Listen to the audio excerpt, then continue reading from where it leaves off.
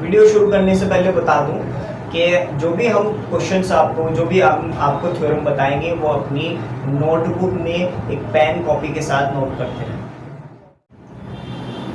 Welcome back to the channel students. आज हम बात करने वाले हैं लाइन्स एंड एंगल्स।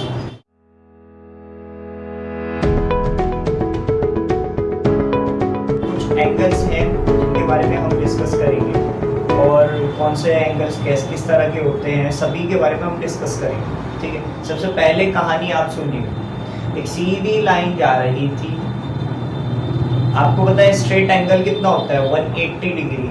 ये आप 4th 5th क्लास में पढ़ते हैं 180 डिग्री, तो यहीं कहीं को 180 डिग्री बना देते हैं। अब 180 डिग्री बन तो गया सर, और मैं कह सकता हूँ angle A B C sir equals to 180 degree है, कह सकते हैं। अब अगर मैं इनमें एक लाइन ड्रॉ कर दूँ तो ये लाइन ड्रॉ करने के बाद आप क्या देख रहे हो, ये 180 डिग्री का एंगल दो पार्ट्स में डिवाइड हो गया, पहला पार्ट दूसरा पार्ट, है ना। अब इसलिए अब मैं कह सकता हूं ए बी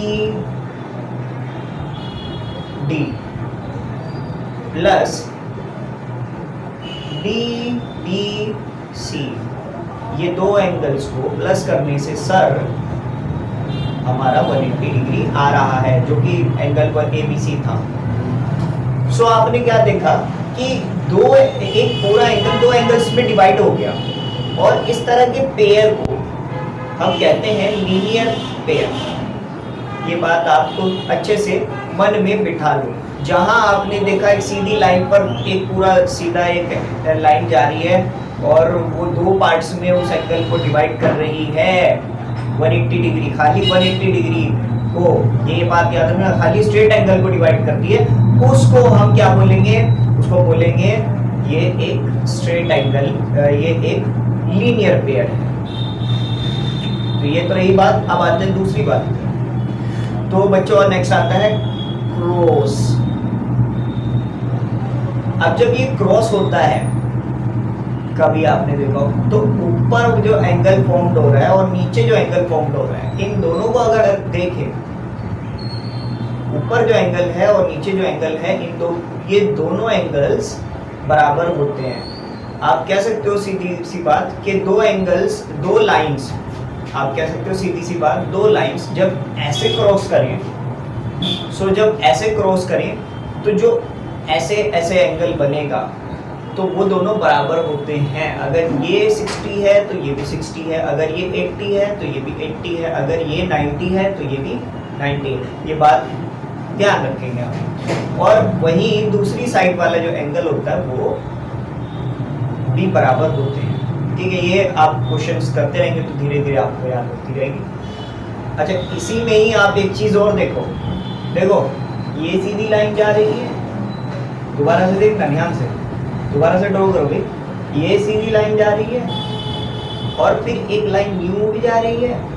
अब जरा इन दो एंगल्स, इधर जो दो एंगल्स हैं इनकी बात करो। भाई साहब, ये इसे स्ट्रेट एंगल कह सकते हैं या नहीं? क्योंकि ये सीधी लाइन एक जा रही थी।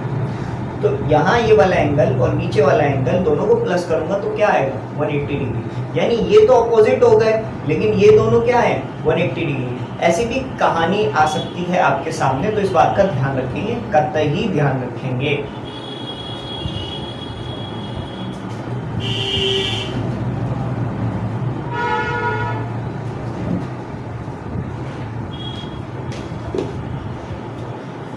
सो आई होप सो ये बात तो याद हो गई होगी। इसको रखते हैं साइड कर देते हैं। ठीक है, आप नोट करना चाहो साथ के साथ नोट कर सकते हो। पहले इसको साइड कर दूं।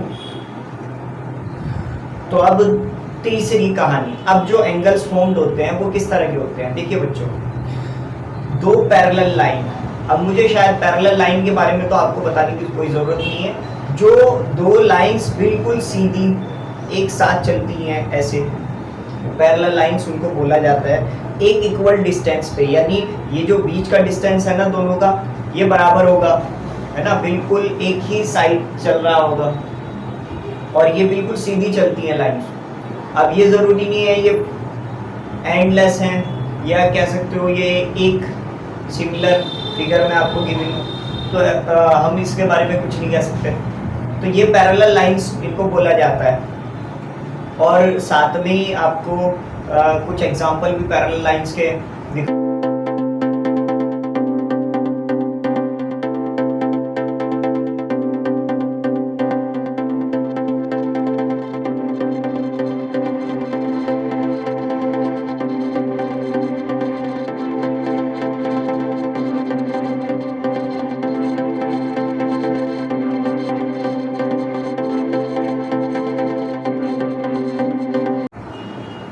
हाँ जी। तो अब इस पैरेलल लाइन को मान लीजिए एक ट्रांसवर्सल, अब आप कहोगे ट्रांसवर्सल सर क्या है? एक लाइन जो एक दो पैरेलल लाइंस को ऐसे कट कर दे। तो आपने इस फिगर में कुछ एंगल्स अपने आप फॉर्म्ड हो जाते हैं, ठीक है, कुछ एंगल्स अपने आप फॉर्म्ड हो जाते हैं। जैसे आप देख रहे हो इस वक्त 8 एंगल फॉर्म्ड हो गए हैं, 8, 4 ऊपर है 4 नीचे है। सो इनमें कुछ इक्वेशन बराबर होती है, कुछ चीजें तो आपको अभी नजर आ रही होंगी, जैसे अपोजिट एंगल, दूसरी चीज लीनियर पेयर, और ये अभी हमने बातें की। लेकिन इनके अलावा भी कुछ एंगल्स इनमें इक्वल माने जाते हैं। जैसे कि अगर इस तरह का एंगल नजर आए आपको कि ऊपर भी बराबर नीचे भी, लेकिन एक ही साइड हो, एक ही साइड बराबर हो, तो उसको हम बोलते हैं कोरस्पॉन्डिंग एंगल। क्या बोलते हैं? Corresponding angle. ये नाम याद रखेंगे, कोरस्पॉन्डिंग एंगल। ठीक है, अगली कहानी चलते हैं।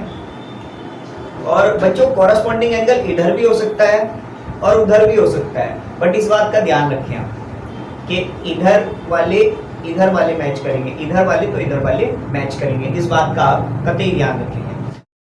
लाइंस के अंदर है, एक्सटीरियर यानी दो लाइंस के बाहर है, इंटीरियर इन कहते हैं ना, इंटीरियर इन अंदर और एक्सटीरियर बाहर है, बस नाम इंटीरियर एक्सटीरियर ऐसे ही है। तो आप क्या देखते हो, जब अंदर की साइड दो एंगल्स अलग अलग आते हैं तो उसको बोलते हैं अल्टरनेटिव इंटीरियर एंगल। अब कुछ बच्चे इंटीरियर एंगल भी लिख देते हैं, आप और मेरी वीडियोस देखोगे तो ज़्यादातर मैंने इंटीरियर एंगल ही डायरेक्ट लिख दिया, क्योंकि अल्टरनेटिव लिखने के लिए यार हाथ दुखते हैं। तो इंटीरियर एंगल आप लिख सकते हो, या अल्टरनेटिव इंटीरियर इसका पूरा नाम है, लिख सकते हैं। अपोजिट डायरेक्शन में होते हैं और लेकिन अंदर होते हैं, इन होते हैं। अब और ये दोनों एंगल बराबर होते हैं, जैसे कि आप देख रहे हो इक्वल्स टू बी है।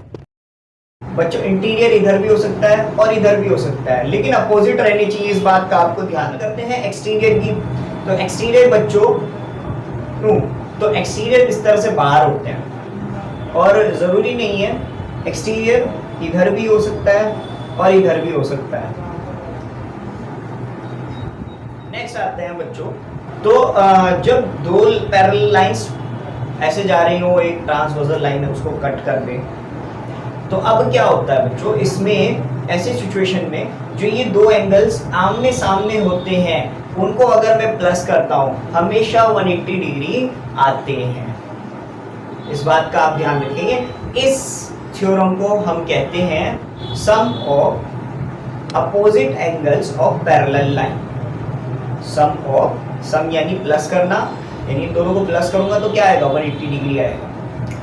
तो सम यानी प्लस करना, टू अपोजिट यानी उल्टे। देखो आप ये आमने सामने है, अपोजिट है, opposite angles of parallel line, क्योंकि ये पैरेलल लाइन में हम देख रहे हैं। वैसे तो ऐसा किसी क्वाड्रिलेटरल या किसी और ट्रायंगल वगैरह में वो ऐसा पॉसिबल नहीं है, सिर्फ ये पैरेलल लाइंस में होता है। तो दो पैरेलल लाइंस के आमने सामने वाले एंगल्स हमेशा क्या होते हैं, 180 डिग्री होते हैं। इस बात का आपको ख्याल रखना है। और बच्चों एक बात और अजीब है कि हमेशा से एक एंगल ऑब्ट्यूज होता है तो दूसरा एंगल एक्यूट होता है। तो इस बात को मद्देनजर रखते हुए अब हम ये सब तो गायब करते हैं। मेरे ख्याल से आप नोट भी कर रहे होंगे, नहीं कर रहे तो वीडियो को रिपीट करके देख लो और इन सब बातों को नोट करते रहो। तो अपनी साइड से मैं एक क्वेश्चन ले रहा हूँ, ठीक है। मान लीजिए क्वेश्चन आया कि there are two parallel lines and एक जो लाइन है वो इसको इंटरसेक्ट कर रही है। अब ये वाला एंगल जो है ये 80 डिग्री है। बाकी के जो एंगल्स हैं 1 2 3 और इनके भी नाम दे देते हैं 4 5 6 7। इन सब एंगल्स को फाइंड आउट कीजिए। सो मैं कैसे फाइंड आउट करूंगा? पहली कहानी तो ये है कि सर ये एक सीधी लाइन जा रही थी, बात तो समझ रहे हैं ना? अब ये एक सीधी लाइन जा रही थी, ये वाली। और सर यहाँ ये जो दो एंगल्स हैं, अगर मैं इन दोनों को प्लस करता हूँ, जैसे एंगल 1 प्लस 80 डिग्री, इनको सर अगर आप प्लस करते हैं तो आपको 180 डिग्री आएगा, जाहिर है। तो सर एंगल 1 देखो ये प्लस का है तो उधर जाके माइनस का हो गया। जब ये 100 आ जाएगा, ये 80 डिग्री माइनस होके एंगल 1 क्या आ गया? 100 डिग्री। ये बात आपको साबित हुई, तो मैं इसको रख कर देता हूँ एंगल 1 को और यहाँ लिख देता हूँ 100 डिग्री। अब आगे शुरू करते हैं। देखो बच्चों, ये 80 है ना, आप मानते हो ये 80 डिग्री है क्योंकि ये लिखा ही है क्वेश्चन में। तो बच्चों जब ये 80 डिग्री है तो इस हिसाब से ये अपोजिट एंगल, एंगल नंबर 2 जो था, ये अपोजिट जा रहा है ना, ऐसे दो लाइंस ऐसे क्रॉस कर रही हैं तो अपोजिट एंगल्स बराबर होते हैं। तो सर ये भी 80 डिग्री हुआ। मानते हो आप कहानी को? ये वाली जो फिगर आपको बताई थी। नेक्स्ट फिगर बच्चों आप देख रहे हो कि जब ये 100 है तो ये भी 100 ही होगा। तो मैं कह सकता हूँ एंगल, ये कौन सा था? 1, angle 2 equals to 80 degree, angle 1 equals to angle 3 equals to, अभी और भी आएंगे, आप फिक्र ना करें, 100 डिग्री। सो फिर इसके बाद आप देख सकते हो जब ये 80 है, और आपको याद होगा इंटीरियर वाली लाइंस को हमने ऐसे बताया था। सो ये इंटीरियर एंगल्स हैं, एंगल 80 डिग्री और 5 डिग्री, ये इंटीरियर एंगल्स हैं। दैट आई कैन से ये 80 डिग्री ये भी है, और ये 100 है तो ये भी क्या होगा? 100 ही होगा। अब बच्चों यहाँ नीचे आए तो यहाँ पे भी क्रॉस ऐसे दो लाइंस ऐसे जाती हुई नजर आ गई। तो ये 80 तो ये भी 80, ये 100 तो ये भी 100। अब आपने एक बात पॉइंट आउट की, यहाँ लिख देते हैं ये इनके नाम। तो आपने एक बात पॉइंट आउट की कि यहाँ पर या तो 80 आ रहा है, 80 डिग्री, या आ रहा है 100 डिग्री। इस बात का ख्याल रखें आप, और कि हमेशा से ये दो पैरेलल लाइंस 8 एंगल्स तो फॉर्म करती है, लेकिन उसमें इधर उधर करके कुछ भी करके सिर्फ दो ही एंगल्स होते हैं, या तो 80 या 100, ये भी जरूरी नहीं है। दूसरी कहानी, पहली बात तो मैंने बताई कि उन दोनों का सम हमेशा क्या होगा? 180 डिग्री होगा। अगर आप 100 और 80 को प्लस करते हैं तो वो हमेशा 180 डिग्री आएंगे।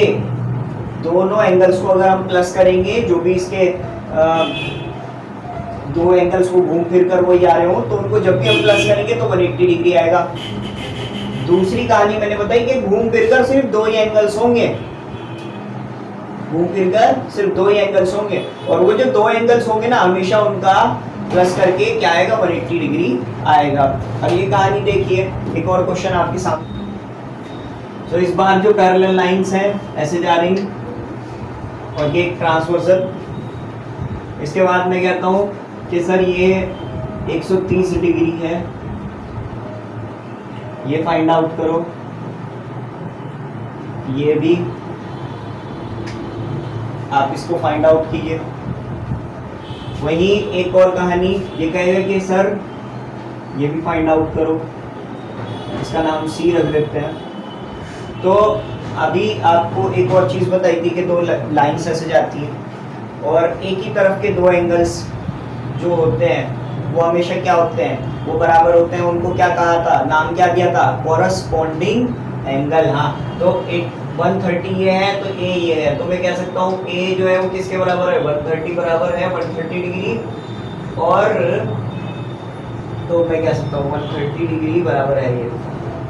दूसरी कहानी ये अपोजिट है, ये अपोजिट है, आपको दिख रहा है ये दो लाइन से जा रही है तो अपोजिट है, ये ऐसे अपोजिट हैं तो ये दोनों भी बराबर होंगे। अब बात करते हैं सी की, तो सर ये सीधी यूं लाइन जा रही है और यहाँ पे हम कह सकते हैं ऐसे ही कट कर रही है, 180 डिग्री यूं बन सकता था। तो अगर सर आप 130 डिग्री प्लस सी को करते हैं तो 180 डिग्री आएगा, सी 180 डिग्री माइनस 130, जब आपने इसको माइनस किया तो सी आ गया 50 डिग्री।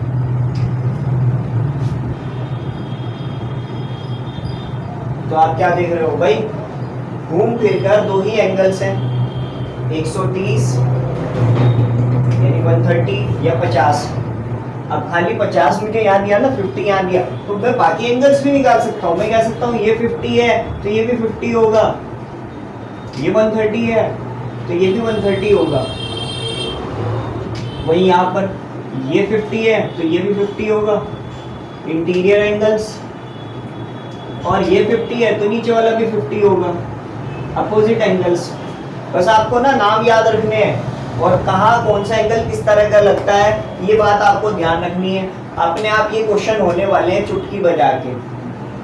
तो बच्चों 9th क्लास के लिए मैंने कुछ वीडियोस पहले से तैयार कर रखी हैं जो 1 अगस्त से आपको आनी है, या मे भी आप ये वाली जो वीडियो है वो देख रहे हो उसी में सीरीज़ में। और साथ में क्लास 7th के भी कुछ क्वेश्चंस हमने लिए हैं जिनको सॉर्ट आउट कर रहे हैं हम लोग, उनके ऊपर भी वीडियोस बन रही हैं। और क्लास 7 में जो NCERT की प्रॉब्लम्स होती हैं लाइन्स एंड एंगल्स के अंदर, उसको भी हम सॉर्ट आउट करके दिखाएंगे। या एक्स्ट्रा दूसरी और बुक्स जो जैसे आर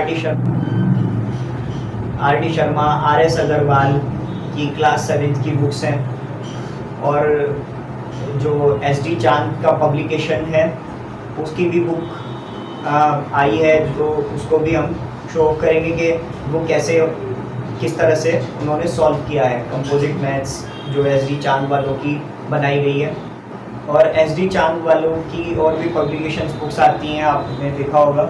सो ये वीडियो कैसी, इसके बाद जो है इस वीडियो के बाद और हमारी वीडियोस देख सकते हैं, वो लाइन्स एंड एंगल्स के ऊपर हमने पूरी वीडियोस 1 अगस्त से तैयार की हुई हैं, वो आ रही हैं लगातार, ताकि आप अच्छे से लाइन्स एंड एंगल्स को समझ पाएँ। थैंक यू वेरी मच इस वीडियो को देखने के लिए। जाने से पहले कहता हूँ कि वीडियो को लाइक शेयर ज़रूर कर देना, वीडियो को लाइक शेयर कमेंट ज़रूर कर देना। नए हो चैनल को तो चैनल को सब्सक्राइब भी करते हैं।